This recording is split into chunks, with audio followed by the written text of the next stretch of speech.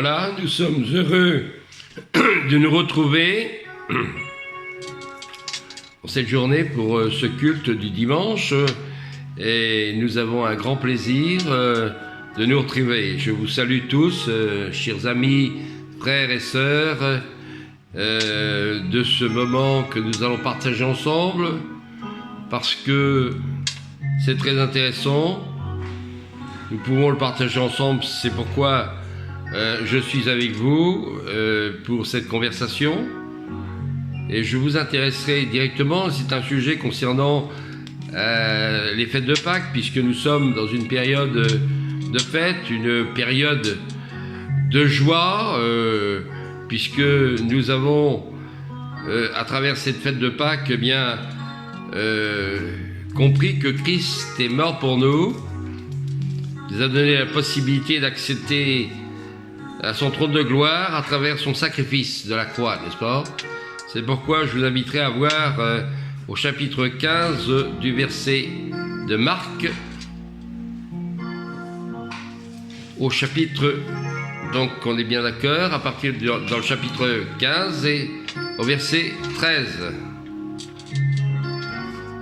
Pour lire à partir de ce verset 13 du chapitre 15, qui nous dit: à midi, l'obscurité se mit sur tout le pays et dura jusqu'à 3 heures de l'après-midi. Et à 3 heures, Jésus criait avec force: Eloi, Eloi, lema sabachthani, ce qui signifie: mon Dieu, pourquoi m'as-tu abandonné? Quelques-uns de ceux qui étaient là l'entendirent, s'écrièrent: écoutez, il appelle Élie. L'un d'eux courut, rempli d'une éponge de vinaigre, et la fixa au bout d'un roseau, puis la tendit à Jésus pour qu'il boive, et dit: attendez, nous allons voir si Élie vient le descendre de la croix. Mais Jésus poussa un grand cri et mourut.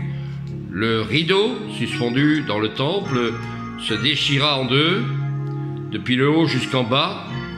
Le capitaine romain, qui se tenait en face de Jésus, vit comment il était mort, et il dit: cet homme était vraiment le Fils de Dieu. Quelques femmes étaient là, elles aussi regardaient de loin.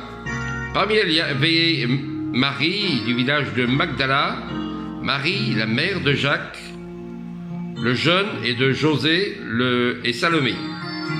Elles avaient suivi Jésus, elles l'avaient servi quand il était en Galilée. Il y avait là également plusieurs autres femmes qui étaient montées avec lui à Jérusalem. Ah, c'est un récit, bien sûr, qui nous semble assez compliqué, assez difficile, et véritablement, où nous n'avons pas forcément... C'est pourquoi d'ailleurs il nous est intéressant d'en parler à travers ces fêtes de Pâques. Le monde parle de Pâques. Pâques a été l'occasion de réjouissances, de rencontres familiales. Cette année, c'est un peu plus compliqué dans notre monde actuel, et je ne m'attarderai pas trop sur la période de restriction que nous subissons actuellement, parce que je pense que dans notre vie courante, nous avons l'occasion d'en parler régulièrement, d'en entendre parler par les médias, par un tas de personnes, par la médecine, etc. Donc nous, ce qui nous intéresse aujourd'hui, c'est véritablement nous imprégner de la présence de Dieu, la présence de Jésus, de l'action du Saint-Esprit dans notre vie, parce que c'est ce qui, à mon avis, est le plus important dans l'époque où nous vivons. Et par rapport à notre engagement de foi, par rapport à ce que nous croyons, ce que nous pouvons témoigner de la force que nous avons à travers l'acceptation de Jésus dans notre vie, de l'avoir découvert, de l'avoir laissé entrer dans notre cœur, de lui avoir permis d'accéder à notre vie, de prendre toute la place. C'est pourquoi, voyez-vous, le sacrifice de la croix, le sacrifice de Jésus, peut-être que le monde dans lequel nous vivons était jusqu'à aujourd'hui encore moqueur et n'était pas intéressé du tout, alors qu'aujourd'hui, dans cette période de difficulté, le monde a peur et le monde s'inquiète. Elle se pose énormément de questions. De même, nous qui sommes ses enfants, nous sommes là pour lui véritablement témoigner notre amour, n'est-ce pas? Et parler de lui de la façon la plus merveilleuse, comme s'il était aujourd'hui avec nous, présent physiquement. Nous avons cette certitude de son existence par l'action de son esprit dans notre vie. Que Dieu soit béni pour toutes ces choses. Et bien sûr, il y avait des témoins à l'époque qui étaient fort étonnés de ce qui se passait. D'ailleurs, c'est pourquoi la Bible nous fait remarquer que, comme de fait, cet homme était véritablement le Fils de Dieu, n'est-ce pas? Et je pense que pour nous, c'est ce que nous pouvons témoigner, c'est le message que nous devons apporter au monde aujourd'hui. Ce Fils de Dieu, eh bien, acceptez-le, recevez-le aujourd'hui et bénissez-le de tout votre cœur. Nous qui sommes véritablement ses enfants engagés, nous pouvons le prier d'une manière naturelle, simple et facile, pratique. Nous pouvons lui parler comme un ami parle à un autre ami.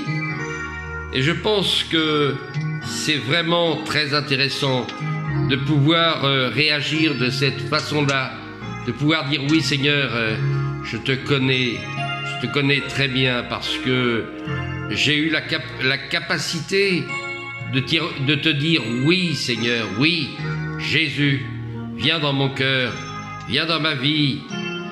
Je ne suis pas extraordinaire, je ne suis pas parfait, mais je crois que ton action est suffisamment puissante pour m'améliorer, pour me transformer, pour m'apporter ta présence, que je sois capable de donner l'amour que tu m'as donné, Seigneur, de répandre de la sympathie, le sourire, d'avoir le témoignage, des paroles d'encouragement, des paroles qui réconfortent dans la difficulté, des paroles qui permettent d'aller plus loin dans la vie, de continuer à fonctionner avec nos défauts et nos qualités, mais nous savons que tous les jours tu es là pour nous parfaire. Merci Seigneur pour cette action permanente que tu nous accordes, parce que c'est vraiment merveilleux. Et le verset 42, il nous est parlé de la mise au tombeau de Jésus, hein? Et là, nous ne lirons pas le passage parce qu'il est assez long, mais ce passage nous relate l'action de la mise au tombeau de Jésus. Et c'est dans le verset 16 que nous aurons l'action où Jésus se montre, où il démontre sa résurrection, comme quoi il l'avait dit avant de passer par la souffrance et par le sacrifice de la croix. 3 jours après, il me sera permis de ressusciter, de revivre, de vous surprendre, et je vous verrai, je vous visiterai, je vous témoignerai de la vie qui m'est donnée, parce que vous serez mes témoins sur toute la terre, n'est-ce pas? Et Jésus s'est montré à 2 de ses disciples, et ça c'est dans le verset 12 du chapitre 16. Il nous est dit, d'ailleurs il se montre d'abord, c'est au verset 9, il se montre d'abord à Marie de Magdala après que Jésus eut passé de la mort à la vie. Tôt le dimanche matin, il se montra d'abord à Marie de Magdala, de laquelle il avait chassé 7 esprits mauvais. Elle alla le raconter à ceux qui avaient été avec lui. Ils étaient tristes et pleuraient, mais s'ils entendirent qu'elle disait « Jésus est vivant, je l'ai vu », ils ne la crurent pas. C'est bien l'époque dans laquelle nous vivons aujourd'hui. Eh bien, à partir du moment où on donne des paroles de foi, des paroles d'encouragement, souvent, il y a un retour. Les personnes qui entendent ont tendance à dire « Oh oui, mais si Jésus était vivant, si Dieu était vivant, s'il existait vraiment », ils ont souvent, ils ne diraient pas toutes ces choses dans le monde qui, lui, est difficile et compliqué. Le monde a persécuté, les soldats de l'époque ont persécuté Jésus, l'ont combattu. C'est eux qui l'ont crucifié, n'est-ce pas?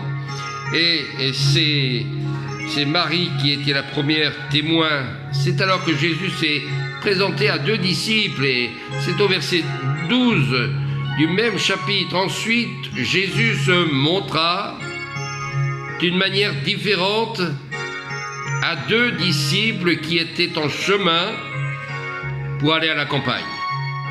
Ils revinrent et le racontèrent aux autres qui ne les crurent pas non plus.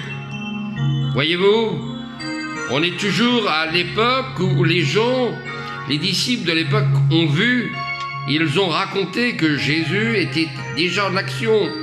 Il avait déjà, dépassé la mort. Il vivait, il transmettait quelque chose, il transmettait quelque chose de bon.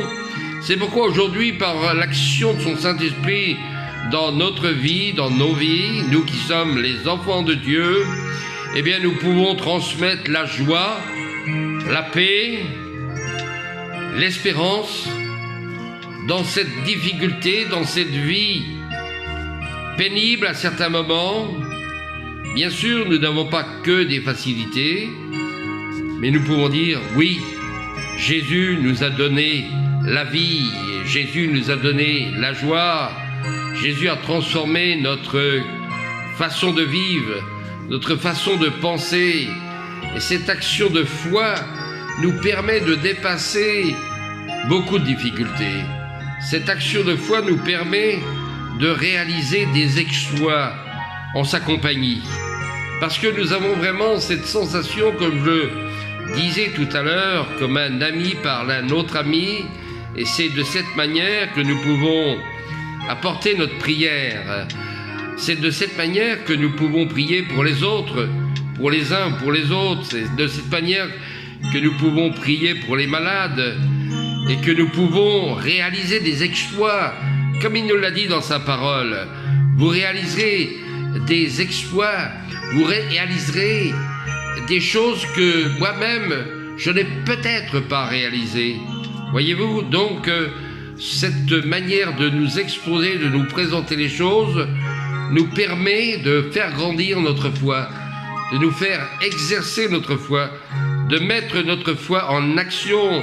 C'est pourquoi aujourd'hui, dans ce culte, dans ce moment de prière, dans ce moment de relation intense avec Jésus, avec Dieu, avec l'Éternel, avec le Tout-Puissant, parce qu'il a dit, Dieu, l'Éternel a dit, je suis votre ami, je suis avec vous tous les jours. Jésus a dit, je m'en vais vous préparer une place, je m'en vais vous préparer une place. Mais voilà, dès maintenant, je suis en votre présence, charnellement, je viens vous rendre témoignage de ma résurrection. N'est-ce pas? Je revis, et là, c'est là où Jésus s'est montré à ses 2 disciples. Jésus se montra de manière différente à 2 disciples qui étaient en chemin pour aller à la campagne. Ils revinrent et le racontèrent aux autres qui ne le crurent pas non plus. Ensuite, Jésus se montra aux 11 disciples. Jésus se montra aux 11 disciples pendant qu'ils mangeaient. Il leur reprocha de manquer de foi et de s'être obstinés à ne pas croire ceux qui l'avaient vu vivant. Puis il leur dit, allez dans le monde entier, annoncez la bonne nouvelle à tous les êtres humains. Voilà, pour nous, c'est notre mission aujourd'hui, c'est de parler de lui, de Jésus, de Dieu, de l'Éternel, de celui que nous aimons, de celui qui nous assiste, celui qui nous accompagne, à partir du jour où nous avons pu accepter son action puissante dans notre vie, nous remettre en cause, certainement, c'est une très bonne chose, Seigneur, parce que tu nous bénis véritablement et nous pouvons témoigner en ce moment même. Celui qui croira et qui sera baptisé sera sauvé. Voilà. En fait, c'est l'aboutissement de notre vie. Et en ce qui concerne Jésus sur la terre, pour lui, eh bien, c'est aussi le même aboutissement, parce qu'en fait, il est parti nous préparer une nouvelle place. Et cette place, eh bien, nous l'occuperons à partir du moment où nous lui avons donné la permission d'agir dans notre vie et dans notre cœur. Alléluia. Je crois que c'est très important, chers amis, chers frères, chères sœurs. J'espère que j'ai pu vous aider à vraiment réaliser une action de foi, une action puissante dans votre vie, et que cette action de découverte de la parole de Dieu, cette action de découverte de l'action de l'Esprit de Dieu dans votre vie, à partir du moment où vous avez accepté, eh bien, vous a donné la paix, vous a donné la joie, et vous pourrez témoigner de cette manière combien Dieu est merveilleux pour vous, combien il est extraordinaire, et combien, eh bien, cette rencontre personnelle, parce qu'il est bien évident que c'est une rencontre personnelle pour ceux qui ne l'ont pas rencontrée. Cette rencontre ne peut être que personnelle. Elle n'est pas dirigée, elle n'est pas obligatoire, elle est seulement la liberté de chacun de pouvoir exprimer sa foi, non pas une foi religieuse qui ne sert à rien, mais une foi vivante en Dieu, une foi vivante avec Dieu. Voilà, et pour nous qui sommes engagés depuis des années, depuis des dizaines d'années, nous avons pu vraiment expérimenter plusieurs choses avec Dieu, avec lui, comme il nous l'a promis, n'est-ce pas? Et de pouvoir dire aussi que l'action qu'il nous a donnée, qu'il a menée avec nous dans notre vie, a été une action merveilleuse, une action extraordinaire, une action vivante, une action toute puissante dans nos familles, avec nos amis, à travers nos témoignages, dans les assemblées que nous représentons, nos assemblées évangéliques qui sont des assemblées vivantes. Voilà où il fait bon vivre. Il fait bon vivre sa foi, il fait bon vivre l'action de Dieu dans notre cœur. Et l'encouragement que nous avons jour après jour, eh bien, c'est aussi cet encouragement que nous souhaitons partager. C'est-à-dire partager cet encouragement que lui, par sa présence, nous accorde jour après jour. Dans la complication de cette vie, comme nous l'avons dit tout à l'heure, où on a tellement l'occasion de constater que les gens que nous côtoyons sont souvent découragés, n'est-ce pas? Et souvent, eh bien, ils ont des moments où ils n'ont plus tellement envie de continuer le chemin. Voilà, celui qui croira, donc il y a une action de croire, et prendra la décision de se faire baptiser en tant que responsable, eh bien, il prendra l'action de suivre la parole de Dieu, de s'engager dans le chemin de l'assemblée que nous représentons, les assemblées en règle générale, l'Église de Christ, l'épouse qui nous a été présentée, qui nous présentée dans la parole, dans la Bible, comme étant l'épouse. Jésus est parti préparer la place, la maison, pour que son épouse, c'est-à-dire l'Église, puisse rentrer à la maison, n'est-ce pas? Et que cette Église soit vraiment idéale, qu'elle soit bien représentée. Et c'est le travail que nous faisons actuellement, nous les enfants qui se sont engagés, qui avons répondu présent. Voilà, et nous sommes remplis de joie. La Bible nous dit que à travers ce passage du chapitre 16 de Marc. Après cela, mais qui ne croira pas sera condamné. Celui qui ne croira pas, celui qui croira et sera baptisé sera sauvé. Mais celui qui ne croira pas sera condamné. Il n'y a pas tellement de possibilités autres, puisqu'il nous est dit qu'il sera condamné. Ceux qui auront cru, ils chasseront des esprits mauvais, etc. Oh non, ils parleront des langues nouvelles. S'ils prennent des serpents ou des boissons mauvaises, il ne leur arrivera rien, aucun mal. Ils poseront les mains sur les malades et ceux-ci seront guéris. Et la Bible nous dit, à ce verset 19, Jésus retourne, donc il est retourné auprès de son Père. Jésus retourne auprès de Dieu, auprès de son Père, après leur avoir ainsi parlé, le Seigneur Jésus fut enlevé. Les disciples partirent pour annoncer partout la bonne nouvelle. Le Seigneur les aidait dans le travail et confirmait la vérité de leur prédication par des signes miraculeux qui l'accompagnaient. Et voilà, il est vrai que quand le Seigneur habite dans nos vies, dans nos cœurs, il est évident que nos vies ont changé. Et c'est vrai que nous sommes heureux que lui-même vient faire le ménage souvent dans nos vies, vient nous aider à rectifier différentes choses parce qu'il nous accompagne. Il nous accompagne jour après jour. Je disais il y a très peu de temps, lors d'une conversation avec un de mes amis, il me dit oui, mais si il me parlait dans le monde, comment les choses n'allaient pas, etc. Si, comme le disent souvent les hommes, si il y avait un Dieu. Voilà, la raison est simple. Il y a bien ce Dieu qui existe, qui est là. Je lui ai dit, mais voilà, moi je lui parle tous les jours. Ah bon, qu'il me dit? Ben oui, je lui parle chaque jour. Je lui parle dans la prière. Je lui demande des choses, simplement. Et à travers ces demandes, eh bien, il me répond. Il me répond. Mon cœur est rempli de joie à travers la prière. Mon cœur est soulagé.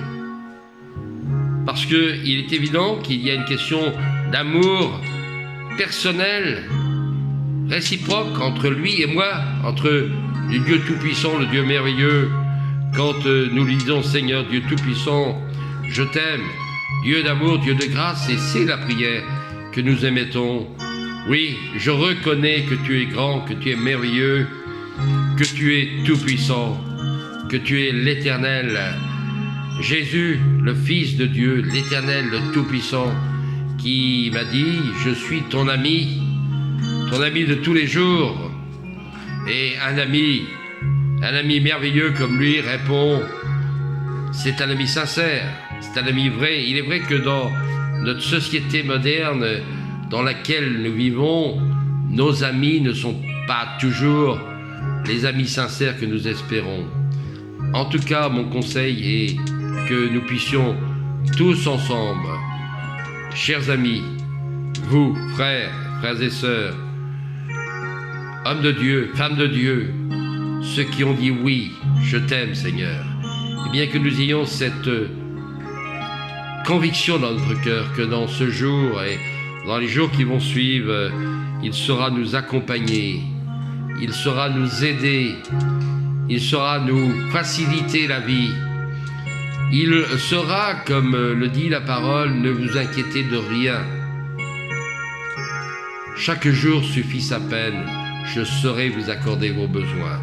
Et je vois que nous sommes arrivés pratiquement à la conclusion de notre méditation, mais combien nous avons été vraiment heureux de partager ces moments ensemble, parce que c'est indispensable et nous ne pouvons faire autrement que de lui donner notre cœur.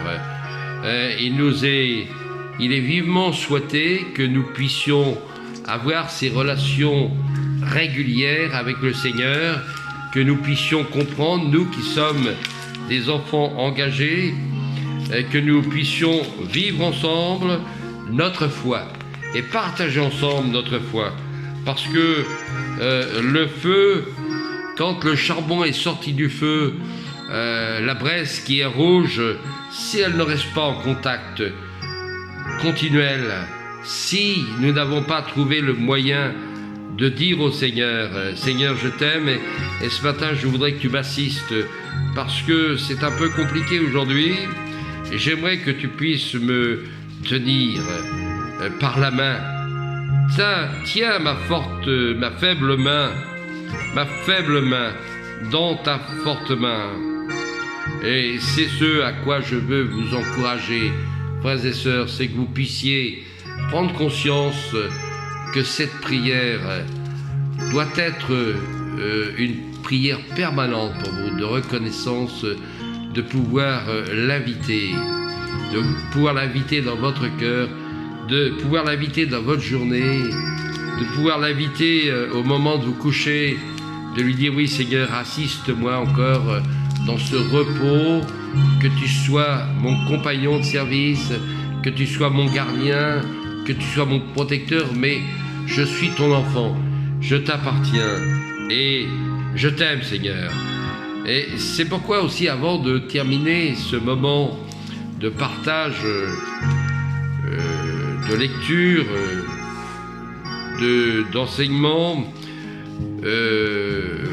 d'action de Dieu par son esprit dans nos vies, eh bien ce partage de la Sainte Seine, et ce passage c'est dans le Matthieu au chapitre 26 au verset 26, que nous pouvons constater que Jésus aimait se retrouver avec ses disciples, avec ses enfants, pour le partage du repas de la Sainte Seine, parce qu'il a invité ses disciples à partager le pain et le vin. Voyez-vous, c'est quelque chose qu'il nous incite à continuer de partager ce pain et ce vin à travers la Sainte Seine. Il nous est dit à travers le verset 26 du chapitre 26, pendant le repas, Jésus prit du pain et après avoir remercié Dieu, il le rompa et le donna à ses disciples et leur dit, prenez et mangez, ceci c'est mon corps. Puis après avoir il prit ensuite la coupe du vin, et après avoir remercié le Seigneur, le Dieu, il leur donna en disant, buvez-en tous, car ceci est mon sang, le sang qui garantit l'alliance de Dieu et qui est versé pour une multitude de gens, pour le pardon des péchés. Je vous le déclare, dès maintenant, je ne boirai plus de ce vin, jusqu'au jour où j'en boirai du nouveau dans le royaume de mon Père. Amen. Gloire à Dieu. Nous sommes très heureux de partager ensemble cette communion fraternelle, la Sainte Seine, de pouvoir remémorer ces moments capitaux que Jésus a passés avec ses disciples. Que Dieu soit béni, qu'il vous accompagne tous les jours de votre vie. Merci beaucoup de votre attention. Amen.